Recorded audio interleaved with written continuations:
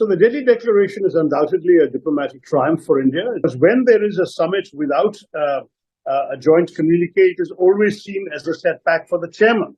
Here, the chairman has pulled off a diplomatic triumph.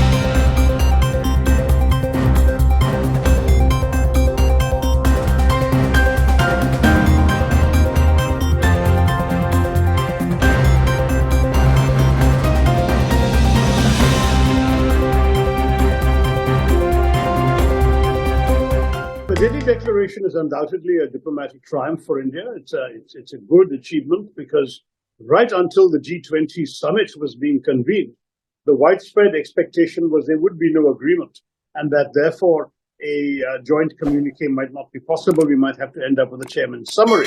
The reason for that in particular, the main reason, was the big gulf between those who wanted a condemnation of the Russian war in Ukraine and those like Russia and China who wanted no mention whatsoever of that subject. India was able to find a formula to bridge that gap, and that is a significant diplomatic achievement, because when there is a summit without a joint communique, it is always seen as a setback for the chairman. Here, the chairman has pulled off a diplomatic triumph.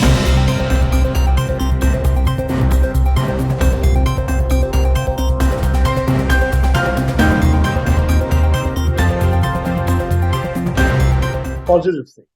But the overall presidency has been different from previous presidencies, and there are both good and bad elements in it. With the G20 summit itself, we saw two very disappointing developments. One was the complete exclusion of the public interest from the summit. You found, for example, the shutdown of Delhi for 3 days, with great difficulties caused to daily wage workers and others who had no income for those days. The attempt to hide poverty rather than to deal with the poor and assist them during this difficult time. This was really disappointing.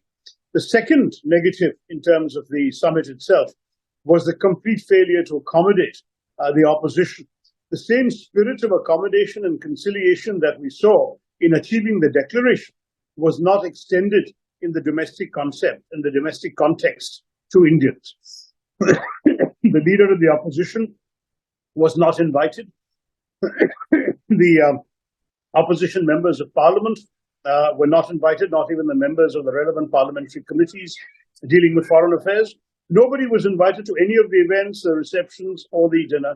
And the result is that a democracy, a country that called itself the mother of democracy, was showcasing an event from which the democratic opposition was excluded. I thought that was very unfair.